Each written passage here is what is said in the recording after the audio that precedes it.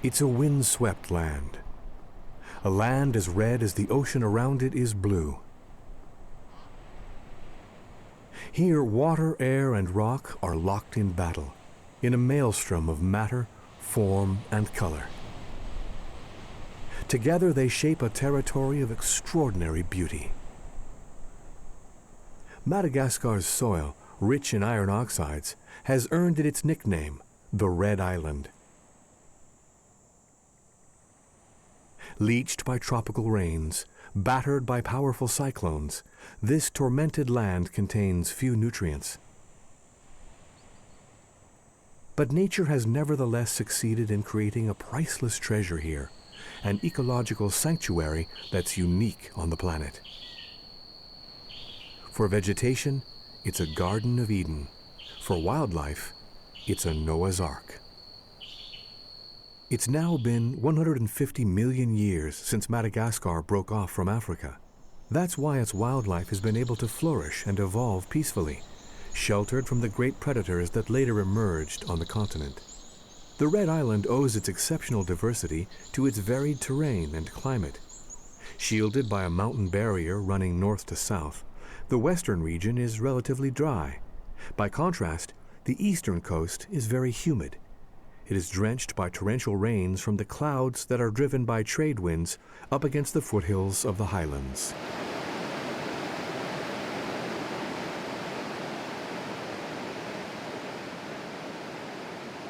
This abundant rainfall has given birth to a luxuriant corridor of forest. One of the best preserved rainforests is in Ranamafan National Park.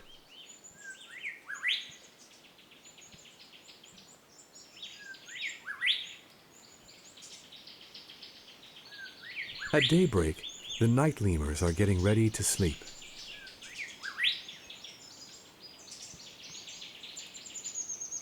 For this couple of sportive lemurs, it's time for grooming and inspecting the premises. Better make sure that everything's quiet before going off to bed.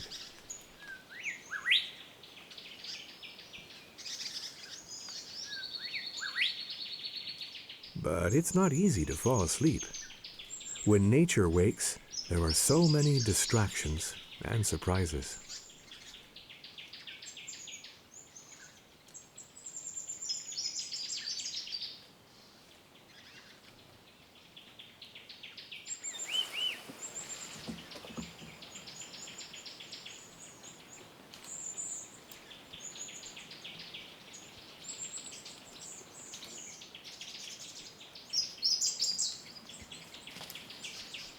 Milne-Edward's sifaka is as agile as any monkey. But the two species belong to very separate branches of the evolutionary tree. The first lemurs arrived on the western coast of the Red Island some 60 million years ago.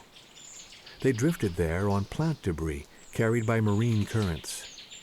As Madagascar did not witness the emergence of big wildcats, lemurs were able to evolve far more peacefully than their cousins in Africa, the Americas, and Asia.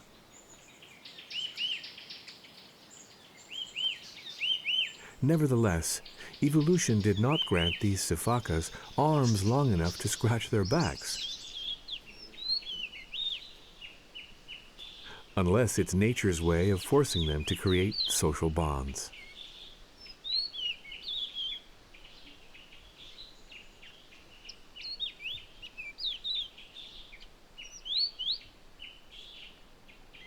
The young lemurs discover the world in the trees, firmly clutching their mother's underbelly. This position requires them to hold on with their 20 fingers. Unfortunately, infant mortality among the sifaka is very high. More than half their young will die before reaching sexual maturity.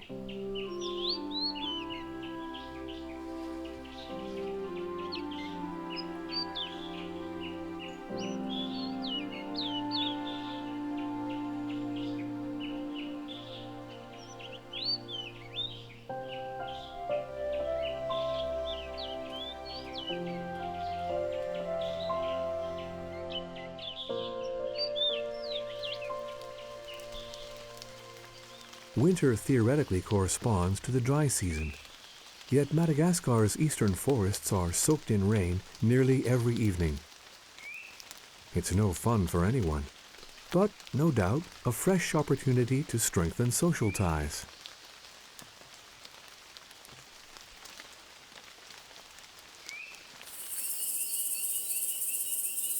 At night, chameleons choose a branch that matches their color so they can sleep undetected. The skin of these reptiles changes color far less than is commonly believed. It's mainly by selecting the right place that chameleons blend into the background. Madagascar is home to nearly half the world's 200 known species of chameleons, including both the smallest and the largest.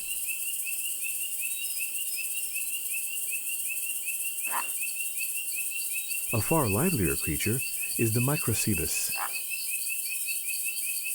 This small night lemur feeds on insects, but also on fruits and nectar. Because its small size makes it so vulnerable, it's always on the alert. It can see that nights in Madagascar are peopled with strange creatures.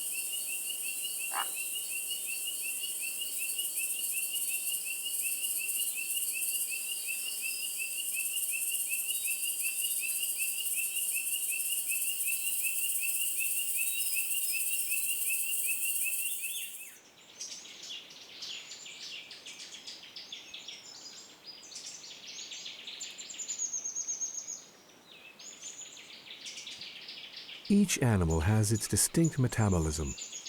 While the Phelsuma needs sun, the greater bamboo lemur feeds exclusively on this giant grass.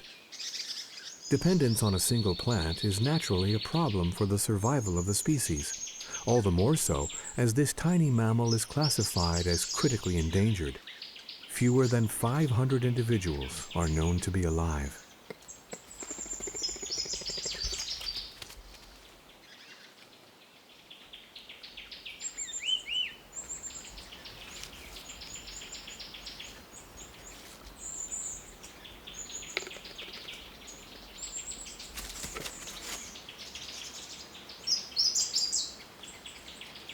Surprisingly, the quantity of bamboo that it ingests daily contains enough cyanide to kill any other animal.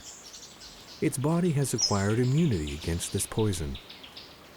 What more convincing proof than to see how it enjoys peeling the stems?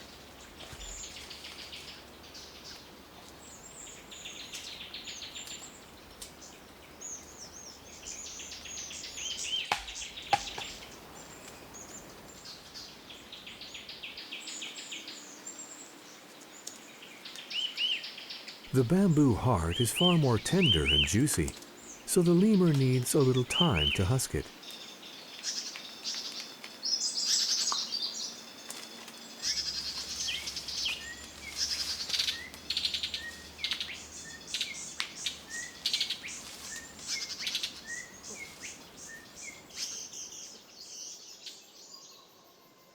Farther north lies the forest of Marojejy.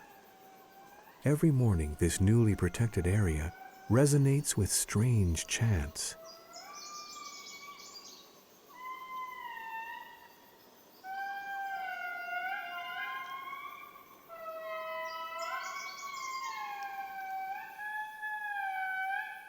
But these aren't birds' voices singing such laments.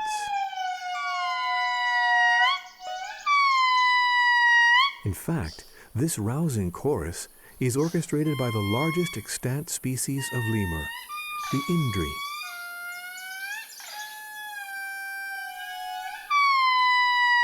As the cries of one group incite the others to join in, the air is soon filled with a veritable cacophony that can be heard over 1 kilometer away.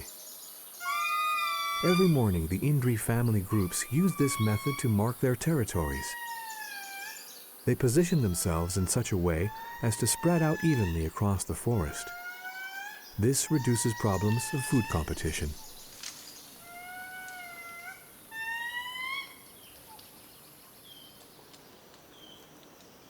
Weighing up to 8 kilograms, this handsome green-eyed lemur needs a wide variety of branches, fruits, and leaves to balance its diet. It spends most of its day searching for the right food.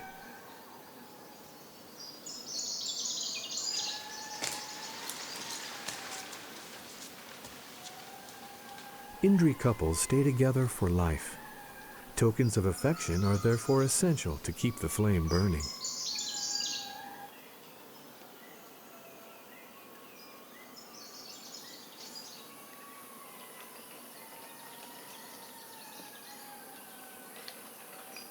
The lack of a prehensile tail doesn't stop them from performing the somersaults in the trees.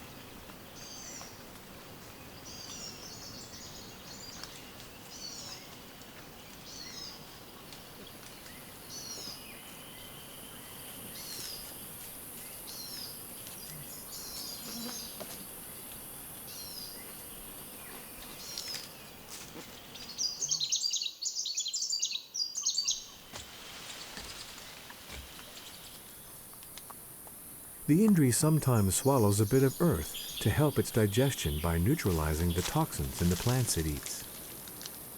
It doesn't know, and couldn't even guess, that on the other side of the globe, in Peru, parrots practice the same form of self-medication, called geophagy, for the same reasons.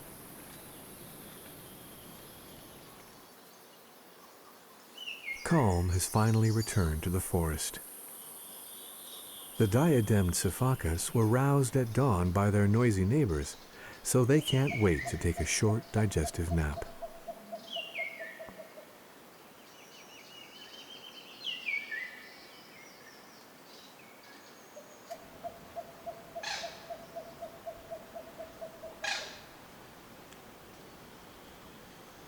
Diademed sifakas do not feed on the same plants as the Indris, so the two species can cohabit this territory.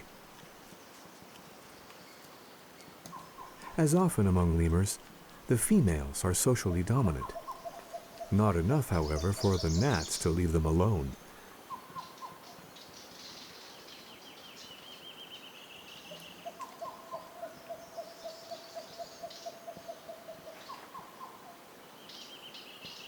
But since somebody's watching over their sleep, the sifakas can doze off peacefully.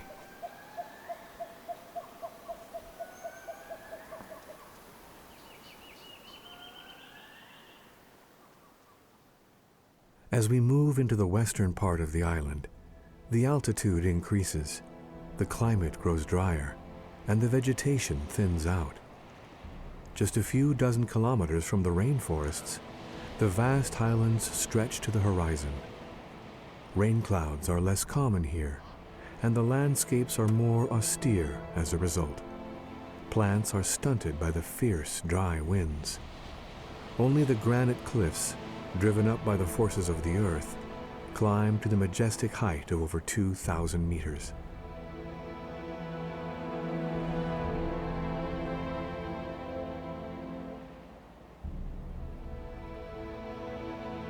At the foot of the cliffs, the runoff water has enabled a small forest to develop. This isolated oasis is home to a few families of ring-tailed lemurs.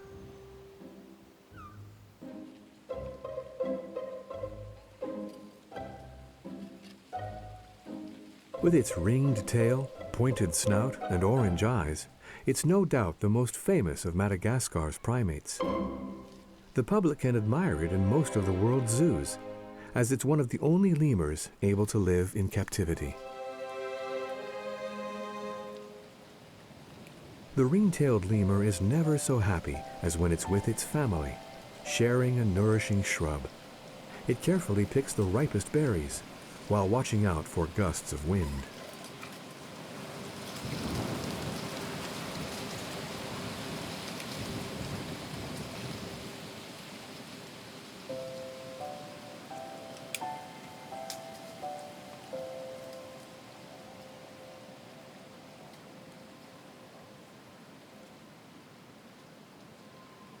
The uneaten berries are a treat for the Madagascan green pigeon. Just like the ring-tailed lemur, it scatters seeds in its droppings, helping to regenerate the forest.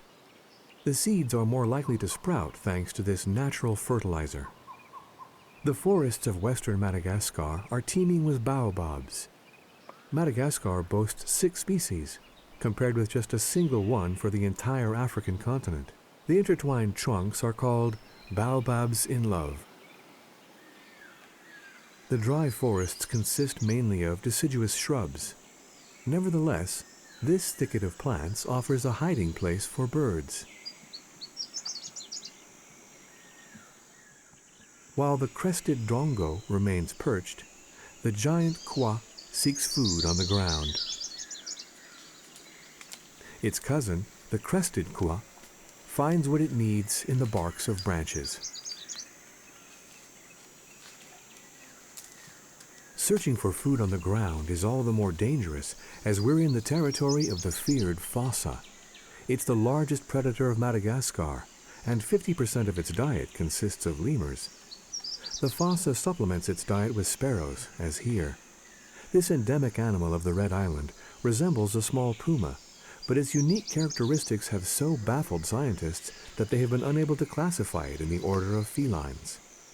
The fossa is especially hard to study, as it's extremely elusive and therefore rarely observed.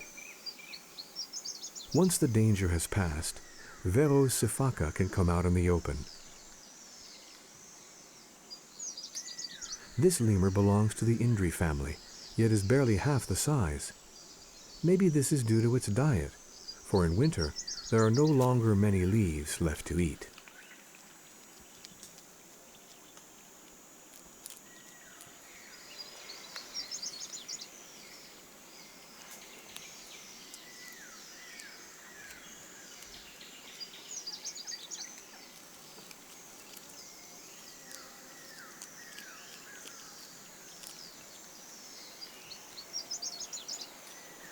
North of the Manambolo River, the forest is thicker and the trees more majestic.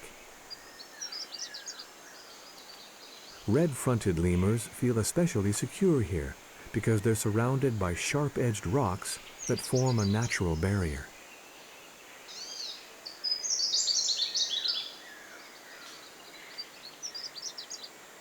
The birds that live here are fortunate to enjoy an aerial view of this unique geological site, classified by UNESCO as a World Natural Heritage Site, the Tsingy of Bemara.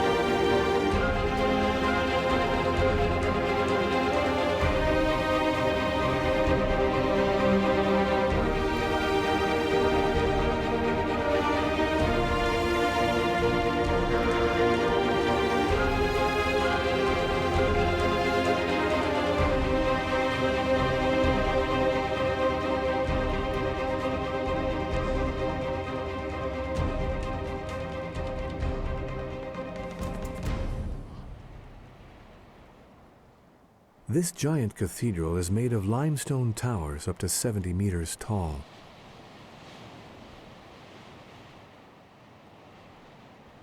Their jagged, razor-sharp edges make this landscape particularly inhospitable. At the foot of the stone needles, dense evergreen forests have developed. These green oases are shielded from the wind and preserve their humidity. They therefore provide a good shelter for lemurs. Van der Decken's sifaka is at home here.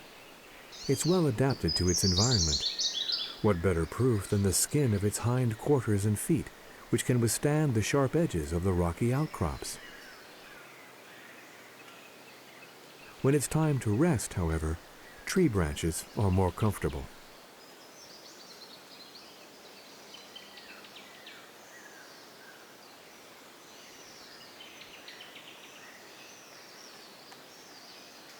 Rock and vegetation are thus closely intermingled in a mineral labyrinth that took 200 million years to form. Initially, the underwater limestone layer rose to the surface.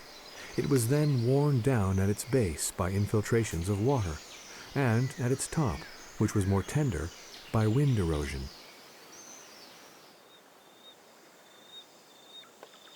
Farther south, the Isle Range forms a plateau stretching for nearly 100 kilometers.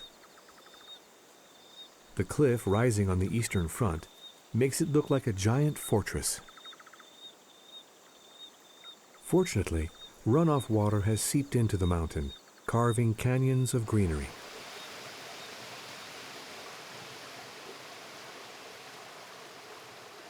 Downstream, the gorges widen, letting in more sun.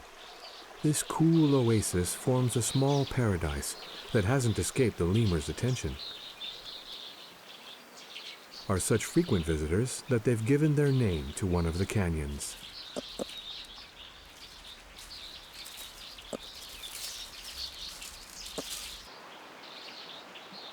After their digestive nap, ring-tailed lemurs climb back up to the top of the canyon for the night. In this haven of peace, the lemurs live undisturbed, but the area is narrow and isolated, offering them no possibility of escape if danger strikes.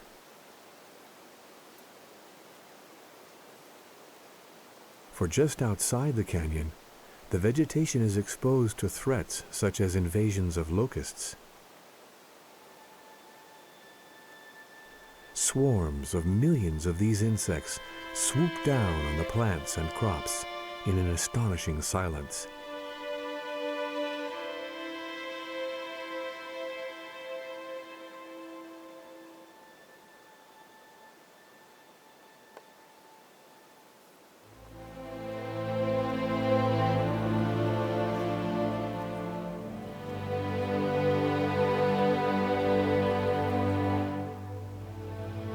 Unfortunately, the problem will only get worse. Farmers burn the vegetation to drive away the locusts, but in so doing, they destroy the colonies of ants that prey on locust larvae. The western flank of the Isle Range forms a less abrupt landscape.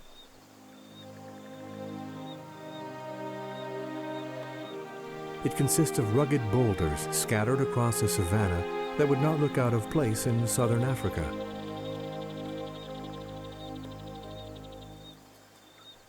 You almost expect a gazelle or a lioness to emerge from the dry grass. But these animals don't exist in Madagascar, and so much the better. For at night, when the savannah dresses up in its finest colors, we are reminded that nature has created here an ecosystem that's unique in the world.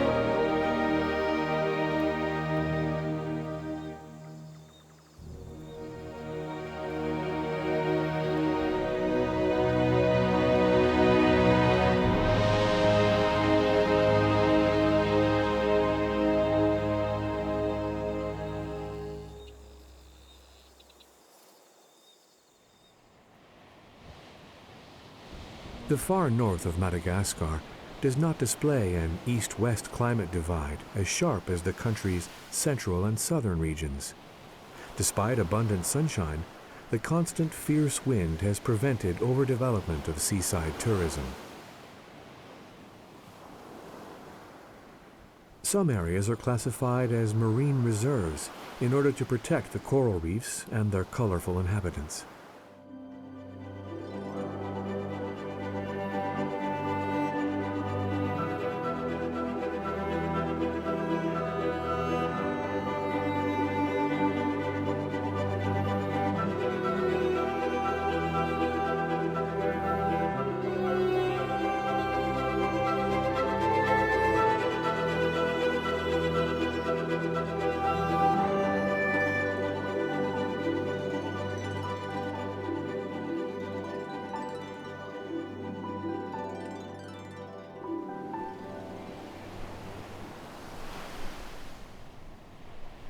A few kilometers from the coast stands the Amber Mountain, 1,500 meters high. Thanks to a wetter microclimate than the rest of the region, a magnificent rainforest covers the features of this ancient volcanic massif. The site's unique character and richness prompted the creation of Madagascar's first natural park in 1958. So as not to deprive the inhabitants of neighboring villages, they were granted half the income from the park through the funding of economic development projects. The other half, of course, serves to protect the woodlands and to host visitors.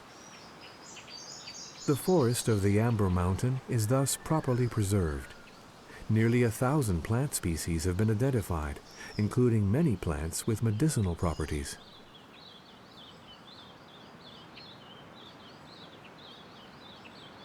The large trees spread their majestic branches toward the sky, as if to protect this paradise from the blazing sun. Yet the wind slips through to the ground and lashes the shrubs. With such animation, the forest seems even more alive. It's not the best weather for chameleons, who so enjoy keeping still. But this male Kaluma ambrinsi has other ambitions. He spotted a female of his species a few branches above. Will she let herself be seduced?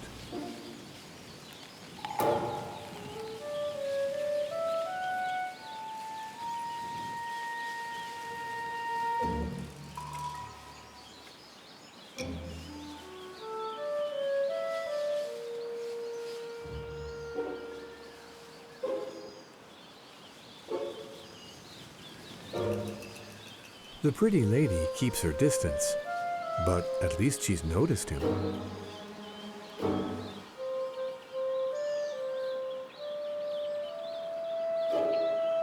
A few vigorous movements of his head should convince the female of his virility, but she pretends to be indifferent. Or worse, perhaps she's really not interested.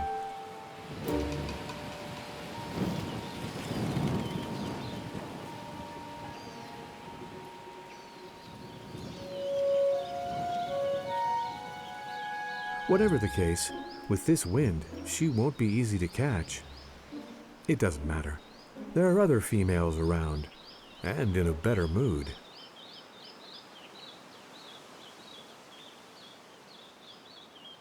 In early spring, the chameleon is not the only one seeking a bit of company. Will this ring-tailed mongoose be more successful?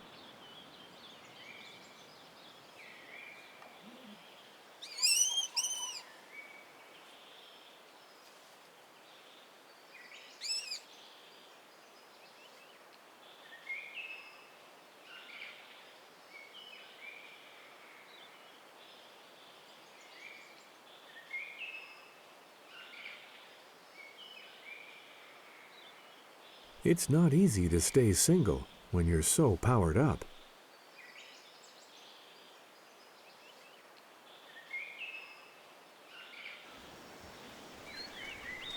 For the crowned lemur, some flowers are a real treat. They mainly eat fruit, but they love a little nectar in season.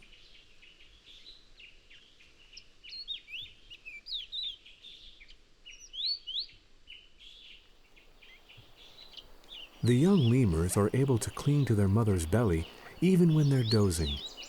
That way, she can always keep watch over them. A moment's distraction is all it would take for a mongoose to climb up a tree and attack her baby. Rather than flee, this mother prefers to try intimidation. And she knows she can count on her group's solidarity.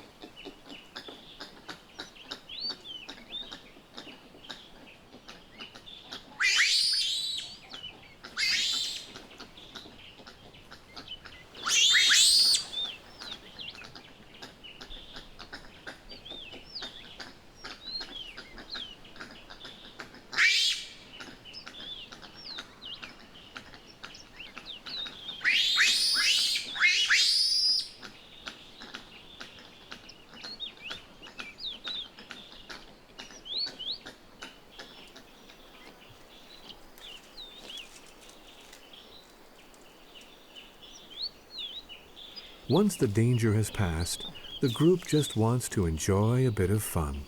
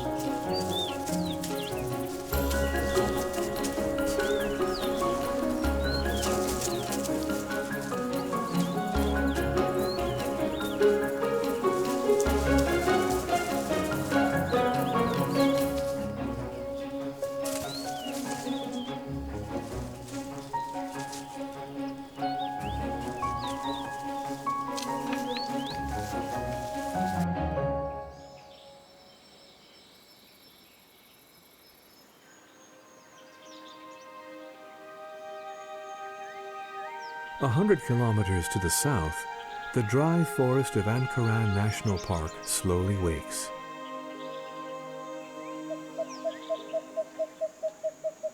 It's the hour of the bird symphony.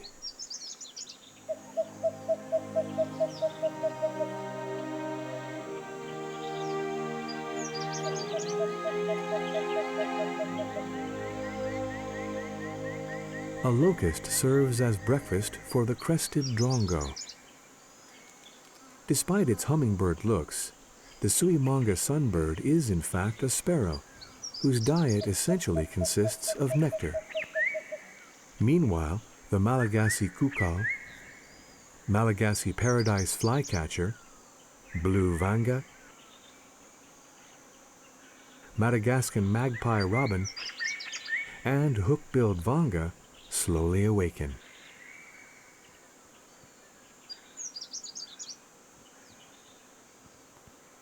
This lemur seems unaware that it's a member of a nocturnal species, unless it's the presence of a tiny, restless ball of fur that's keeping it awake.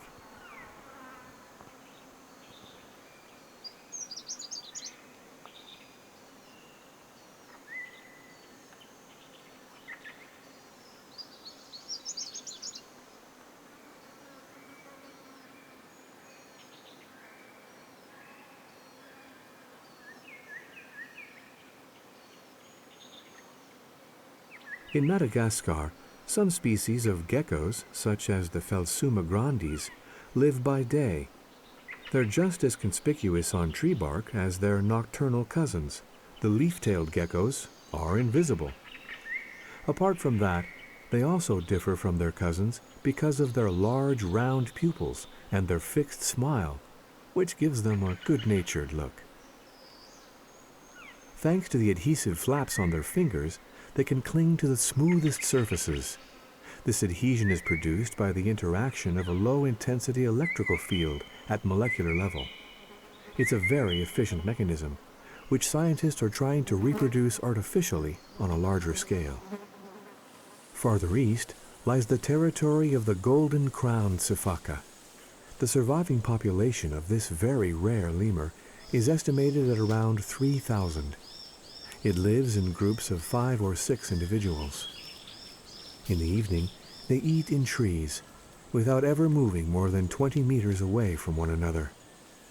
Each year, only one female in the group gives birth to a single baby, usually in July. Weaning lasts till December, which marks the start of spring and therefore the arrival of seedlings. Sadly, this lemur's forest is being ruined day after day, ever since gold was discovered there. Besides the disturbance caused by the growing number of prospectors, the soil is dug up everywhere, and the trees end up as charcoal. Amid this devastation, the lemurs are looking for a big tree as a shelter for the night.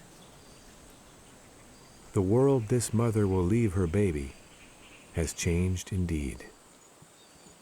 Still, every evening, the fascinating spectacle of sunset brings some fresh hope.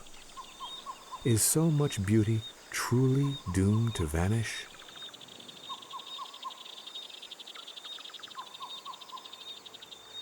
All Madagascan forests are at risk, but some deserve special attention. They have been added to a UNESCO list of endangered World Heritage Sites. One example is Marojejy National Park.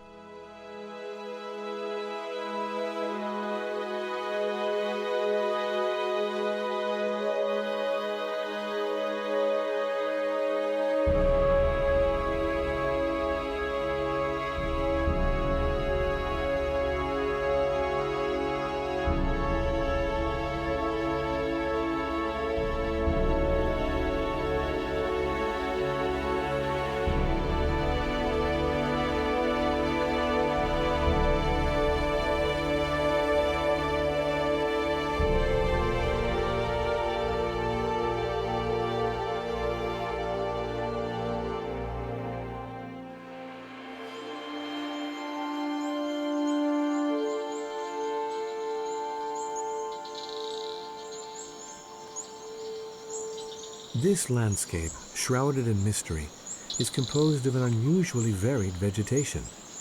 In fact, more than 2,000 species of flowering plants have been inventoried.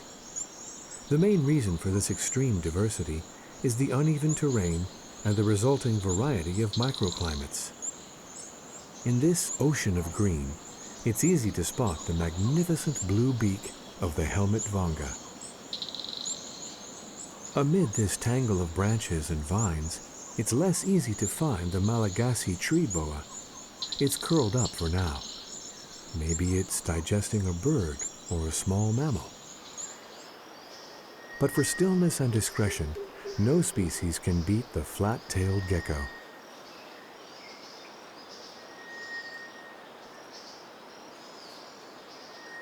When it's time to sleep, it always chooses a backdrop that matches its skin color and texture. It then settles in, upside down, and remains motionless until nightfall. Some chameleons, such as those of the Marojejy family, are barely bigger than insects. They live on the ground, a better match for their brown color. Tree-dwelling chameleons, on the other hand, tend to have green or yellow shades of skin color. The changes in the color of a chameleon's skin are controlled by a hormonal process which they use to communicate their mood, seduce females, or display their stress. The panther chameleon is one of the handsomest, except when it opens its mouth. One of the distinctive features of chameleons is their independent eye movement, which enables them to monitor their surroundings more closely. When they spot a prey, their eyes realign to give them stereoscopic vision, so they can measure its distance.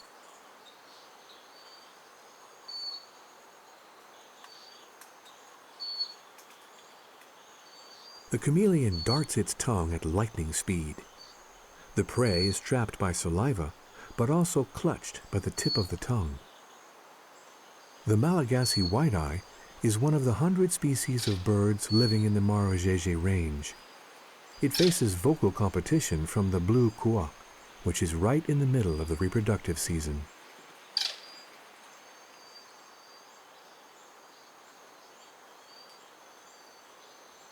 The forest is also home to one of the 3 rarest lemur species of Madagascar, classified as critically endangered, the silky sifaka. The current population is estimated at less than 1,000. With its beautiful white fur, it's an elegant, endearing animal that exudes great gentleness and tenderness.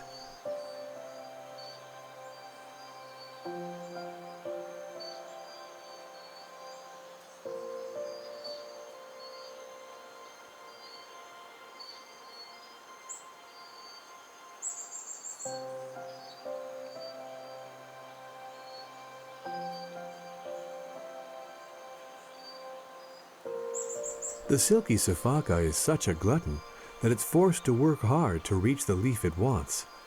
But fortunately, it has a perfect sense of balance.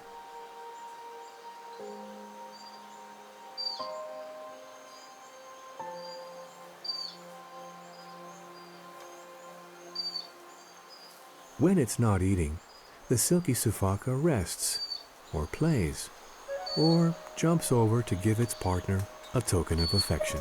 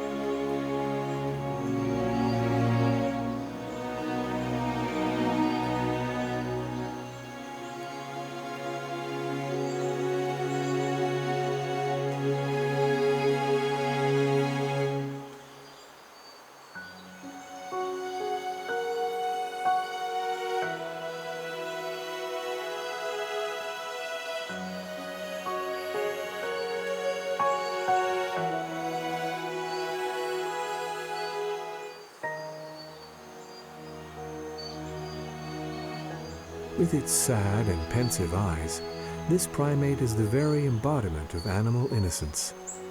This doesn't prevent it from being poached for its meat. At night, the clouds often sink back down again.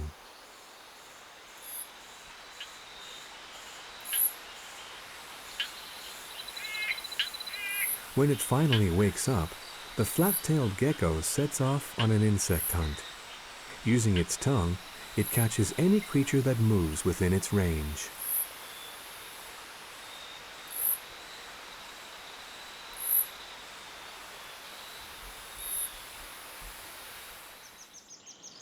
The sun always rises again, first on the mountain peak.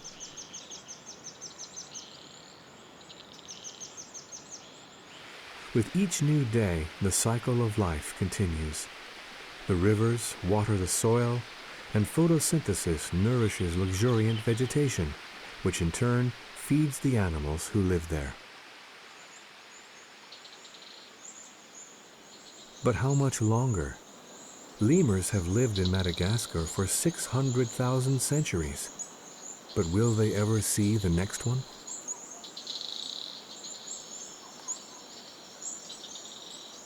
Just as one cannot imagine fish living without water, so no species of lemur will survive the disappearance of the forest, for it is everything to them. It gives them shelter and nourishment, and they, in turn, help to fertilize the forest and disseminate plant species. But the rainforests are overexploited. Even parks and natural reserves are threatened, and the steep rise in the human population will only make things worse. The dry forests are equally at risk. The territory of cockerel sifaka is shrinking drastically. Many naturalists in the West are conscious of the problem, but the Madagascan population itself needs to realize the exceptional richness of its natural heritage. Fortunately, there are men and women who want to teach their fellow citizens to live in harmony with nature. For example, Professor Jonah Ratsimbasafi, a primatologist, spends much time in the field studying lemurs. One of his main goals is to build awareness among the populations living near the forests in order to motivate them to reduce their impact on this fragile ecosystem. His assessment of the current situation is alarming indeed.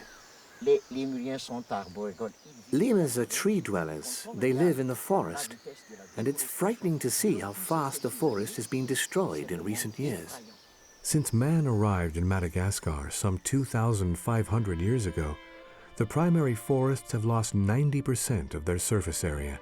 Cleared land is being eroded and soils are being depleted, offering a spectacle of desolation. One of the main causes of the problem is the slash and burn farming that we're still practicing here in Madagascar. To obtain arable land, people light wildfires all over the country, blindly destroying millions of hectares of vegetation, but also the fauna that lives there. It's an ecological paradise that's going up in smoke. What will be left tomorrow, apart from a horizon of ashes?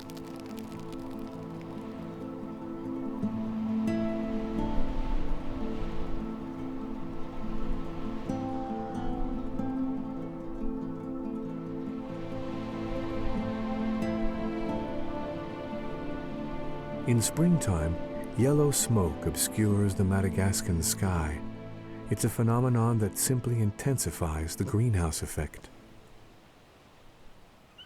Slash and burn farming makes the soil more fertile within a very short period. Green grass grows quickly, providing nourishment for zebus. But afterward, the soil is depleted and abandoned. Farmers must then burn land elsewhere.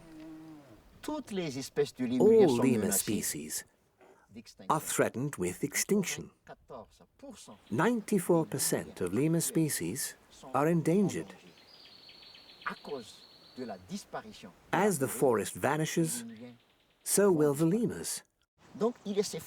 That's because of a combination of factors: deforestation, hunting, disease, and climate change.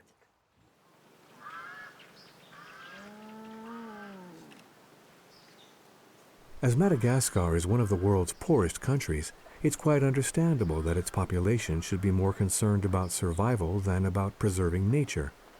The priority is to find enough food for the family every day. The population is heavily dependent on natural resources.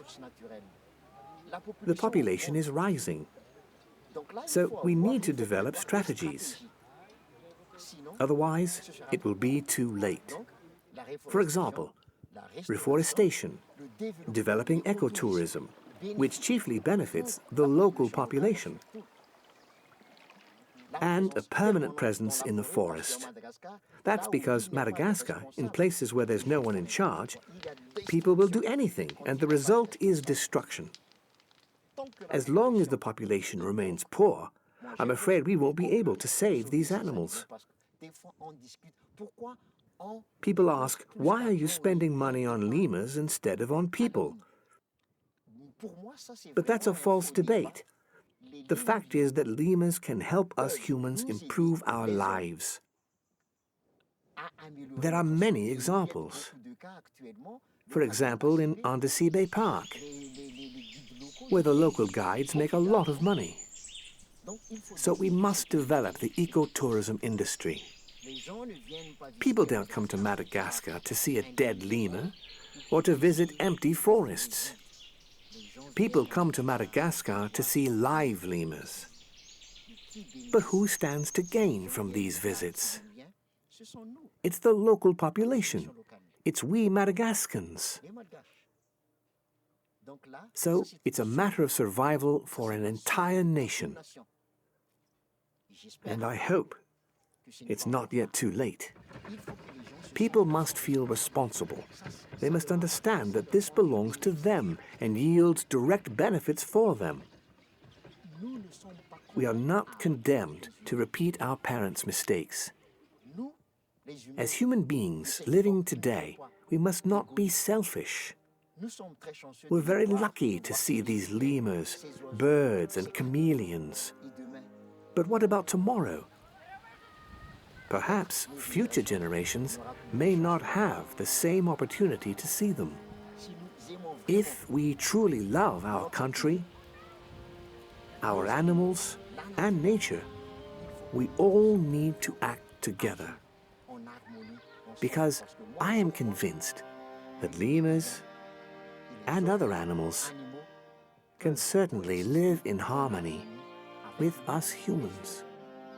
Madagascar has priceless ecological wealth and outstanding biodiversity at its disposal. Preserving this green treasure will allow the country to bequeath to future generations the resources they will need. While this heritage is primarily theirs, it's also the heritage of all humanity.